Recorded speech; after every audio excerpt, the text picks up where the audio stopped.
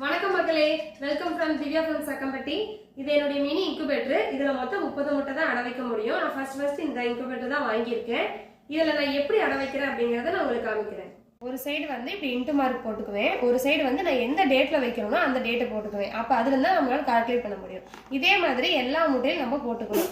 இப்போ ஏதாவது ஒரு முட்டையில டேமேஜ் இருக்கா நல்லா பார்த்துக்கணும். லைட்டா ஒரு வந்துட்டு ஹோல் மாதிரி சின்னதா இருந்தாலும் அந்த முட்டையை நீங்க எடுத்துக்க கூடாது.